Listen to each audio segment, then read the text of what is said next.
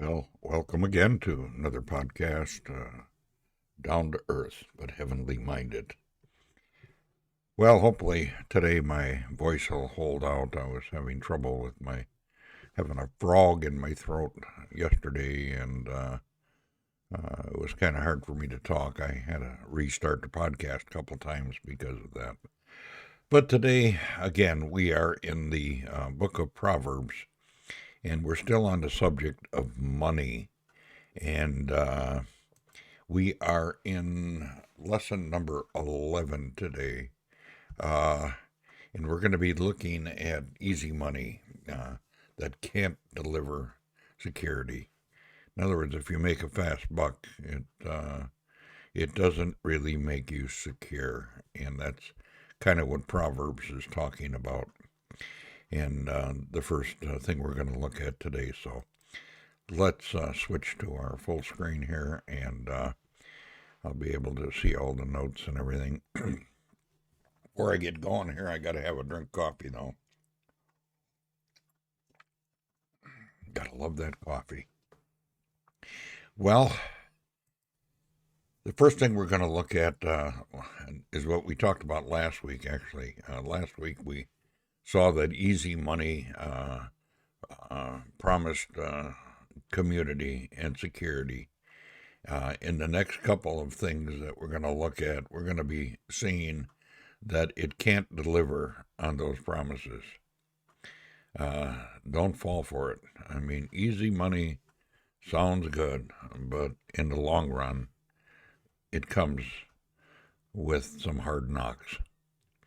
Okay, my son, it says in Proverbs 1, we're in verses 15 through 18. My son, do not walk in the ways with them. Hold back your foot from the paths, from their feet running to evil, and they make haste to shed blood. For in vain is the net spread in the sight of the birds. But these men lie in wait for their own blood. They set an ambush for their own lives. And this is a warning that if you want to make easy money, there's a penalty to be paid. So, where is the promise of security? But these men lie in wait for their own blood. They set an ambush for their own lives. You know, when you're planning to do something evil to make a fast buck, there's always that consequences to be paid. All the promises of an easy life with few worries are simply lies. If we murder an old lady for her credit cards, we're likely going to be in prison or even executed. The authorities are not very fond of tax evaders and murderers and thieves and stuff like that. Buying more stuff, putting us in more debt, which cost us more in the long run. So these are some of the things that easy money brings to us.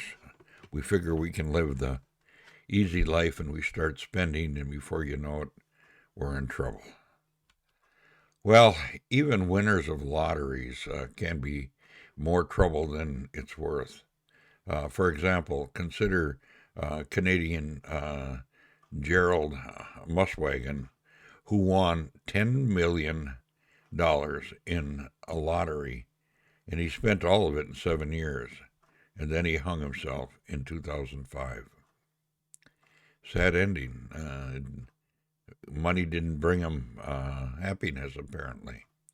Or William, who was called Bud Post, who in 1988 pawned a ring to buy some lottery tickets, won $16.2 million, and then racked up $500,000 in debt within 3 months and had to declare bankruptcy. He ended up with numerous homes full of unused junk and declared, I was much happier when I was broke. You know, that comes right out of Maclean's magazine. Things like this happen a lot, and you find that people really aren't happy. Well, I know there's some out there that'll say, well, there might be a few that might be happy, but everything I've always heard, it's not true. So, well, please note that Proverbs is not condemning all wealth. The warning is against the unjust acquisition of wealth, what I'm calling easy money.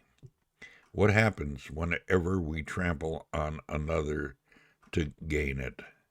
When we step on people that try to get rich, Proverbs expects that wise people will gain wealth, honor the Lord, and your barns will be filled with plenty. Proverbs 3, verses 9 to 10.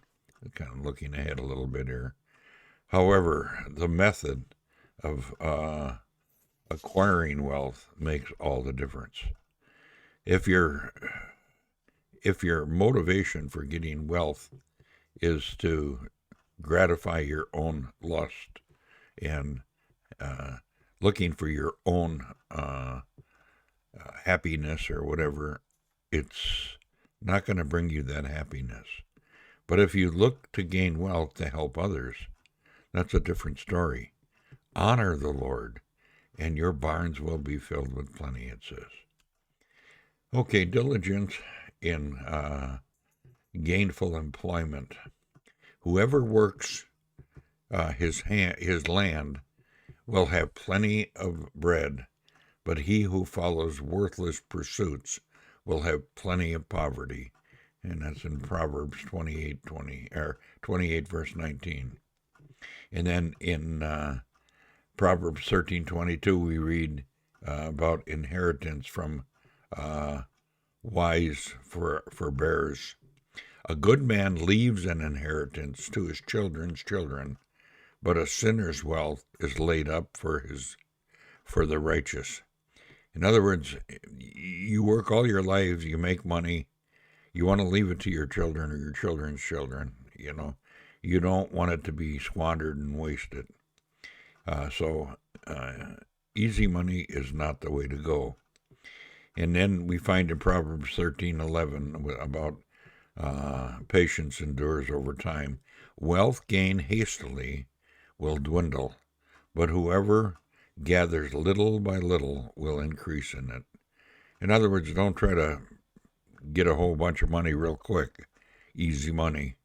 But if you earn a wage by working with your hands or your mind or whatever job you have, and you acquire wealth over time because of hard work, that's a different story. That wealth will increase. Well, easy money really can't deliver any kind of type of security.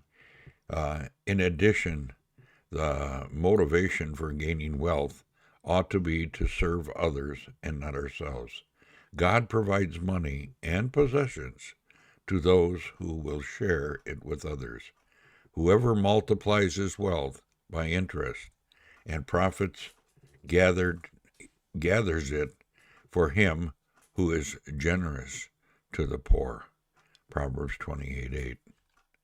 Okay, then we're looking at easy money and security from Proverbs 13:22 and Proverbs 28:8, which we just quoted. We see that you can't keep your wealth. You can't keep your wealth. Either you plan to give it away, or you have to take it from you. Is that your perspective on money? Do you look at money as not yours, but other people's? The critical point is that the wise person never finds his security in wealth, but rather in the Lord. The name of the Lord is a strong tower. The righteous man runs into it and is safe. A rich man's wealth is his strong city, and like high walls in his imagination. We find that in Proverbs 18:10 and 11. It's better to trust in the Lord than trust in your wealth. because your wealth is not going to always be there, but the Lord will be. Now, we know that easy money can't deliver as far as community goes. In other words, throw your lot in with me and we'll share the pot. So not only does easy money fail to keep its promise of security, it also can't deliver on community. And here's what Proverbs 1, verses 15 through 18 says, "My son, do not walk in the ways with them. Hold back your foot from their paths, for their feet run to evil, and they make haste to shed blood. For in vain is the net spread in the sight of any bird. But these men lie in wait for their own blood. They set an ambush for their own lives." And, one hint of this failure is providing community. And that comes in Proverbs 1:15. "My son, do not walk in the ways with them." When I trample on others to gain wealth, theirs eventually withdrew to avoid my folly. People can catch on to my selfishness and run away. For in vain is the net spread in the sight of any bird. Proverbs 1:17. If I come to you with a proposition for easy money, and you have the wisdom to see through the empty promises, you will fly like a sparrow, or maybe even an eagle. I can lay the net out to catch you, but unless you are blind to reality, I'll never gain your confidence. Well, the last fact gets at the heart of the matter. How often am I willingly blind to reality? I hear the promises of easy money, and I want to believe them. Gaining wealth by hard work over a long time in order to serve others doesn't sound like much fun. It sure doesn't give me much hope that my stress will go away. So I spend more money, get nicer things, go further into debt, and leave it to my next of kin to pick up the pieces. This plan of action does not build communities with those I love the most. In the next podcast, we're going to see that easy money not only fails to deliver on its promises, but it is also self-destructive. It will destroy you, and we'll see that in our next podcast. So with that, I'm going to close and throw up my usual message. God is out here, and you can find him in your Bible. So just open up your Bible and look at it, and you'll find God. He's there. With that, I'm going to close for today. Have a great day. We'll see you next time. Bye for now.